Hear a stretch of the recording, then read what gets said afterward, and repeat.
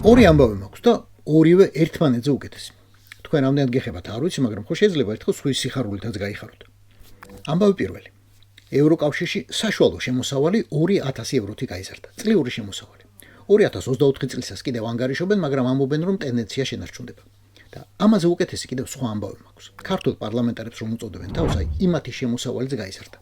უკვე 2025 წლიდან. ოღონდ მომატებაცაა და მომატებაც. დეპუტატის ხელფასი საქართველოში გახდა 11700 ლარი. აქამდე კი იყო 4600. მოიმატა 7000 ლარზე მეტი. თუ ვერ გაიგეთ, ტიპებმა კი არ გაიორმაგეს, არამედ დაიწესეს 2.5-ჯერ მეტი ვიდრე ჰქონდათ. ეს არის ხელფასის ყველაზე დიდი ზრდა მსოფლიო პარლამენტარიზმის ისტორიაში და მაინც და მაინც იმ ქვეყანაში, რომლის მოქალაქეთა 13% სოციალურ შემწეობას იღებს, ანუ პირდაპირ მნიშვნელობით მშიერია და ბავშვებს მშივრებს აძინებს. უნდა გითხრათ, რომ შარშან ბრიტანეთის პარლამენტის წევრებს გაეზარდათ ხელფასი 2.8%-ით და ხალხი ქუჩაში გამოვიდა.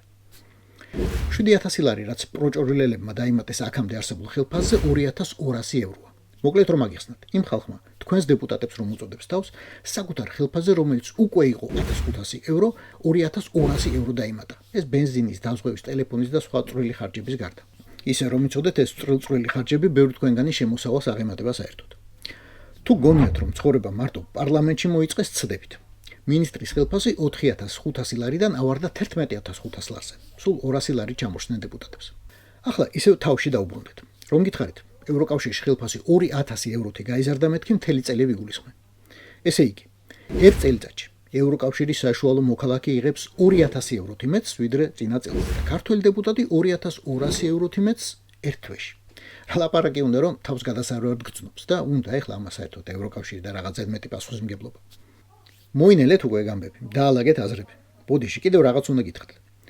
1 იანვრიდან აგერ 6 თვეში პარლამენტარის ხელფასი კიდევ გაიზრდება და 13000 ლარს მიუკაკუნებს. პარლამენტის თავმჯდომარისა 16360. მაგრამ მაგაზე აღარ იღელოთ. ეგ სულ უმნიშვნელო ზრდა იქნება. მხოლოდ 10%, 10% რას ალაპარაკოა. ქართულ ჯიგრულ პონჩი რა.